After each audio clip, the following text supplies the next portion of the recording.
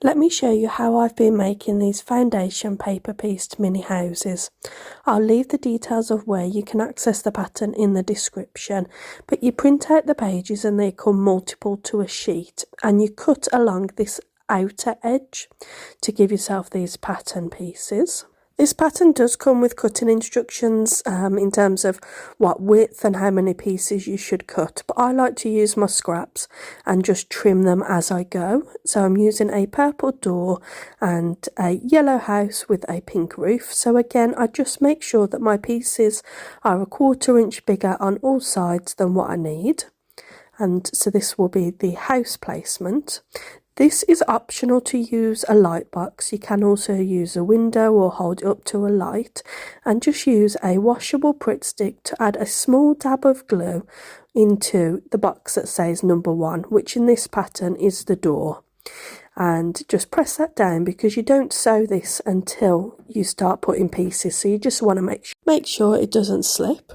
Now your fabric piece for number 2, you put right sides down below the line where you're going to sew. You shorten your stitch length to 1.5 and take this to the machine with no clips or pins, nothing like that, and sew directly on the line that separates number 1 and number 2. I do a back stitch at the beginning and the end. Oops, I didn't mean that to happen on my little cutter. And then you fold it back, and that is your piece for number 2. Later in the video you'll see that I should have trimmed away the purple fabric in the seam allowance, and you can see shadowing, but I forgot to do that because I was worried about all the angles and things. But then you fold back your pieces on each line and trim back the excess fabric. You might have a little bit more than what I did. I decided not to bother on the last line, but just give yourself a 1/4 inch seam allowance and trim any excess away.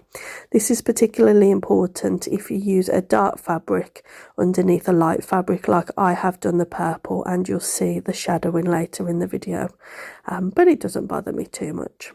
So now we move on to number 3. So you'll notice that you're always working on the opposite side to where you've printed the pattern, which is why a light box can be handy. You put the fabric placement not over number 3 but over the ones that border it, and stitch exactly on the line, starting with a back stitch, finishing with a back stitch, and then you actually fold the fabric back to cover the number 3. Move on to number 4 and do the exact same thing. If you need any more of this tutorial slowed down or recapped, just leave me a comment and I'll be more than happy to do that for you. I usually trim away the side excess all at the end, but this was particularly large, so I decided to just trim it away at this point just to get it out of the way. And a rotary cutter is obviously really handy for this. So moving on to the roof, again I don't do exact measurements, but they are included in the pattern. So if you're an exact type of person, then definitely follow those instructions, but I just make sure I've got more than enough and I'll trim away any excess. So again, put it right sides down below the line that you're going to stitch, and it will fold back like so, and I just like to check that it is going to cover before I do the stitching. And there we go, that's all stitched. You can just use a seam roller. There's the shadowing that I'm pointing out there. You can use a seam roller just to make your seams nice and crisp, and then just to iron it all at a batch at the end. Now for the sky, I'm just using some low volume fabric.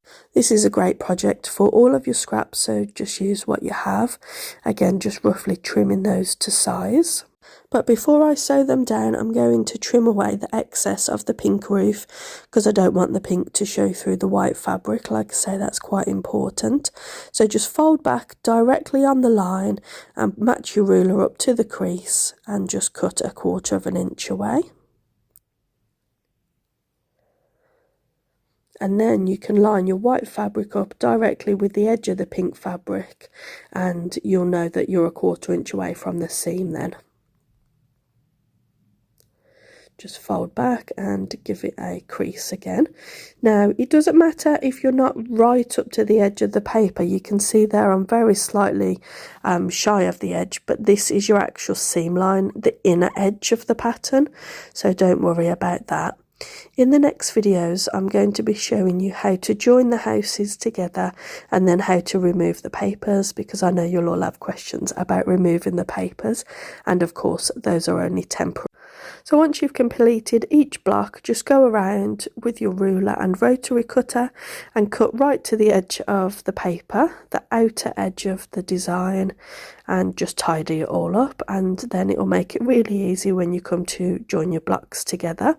And the houses go directly together, so like a row of houses. And the pattern designer is also working on creating some trees that will go in your little patchwork village, so she has already sent me those files and they are brilliant, and I think she'll be uploading it shortly to her Etsy shop.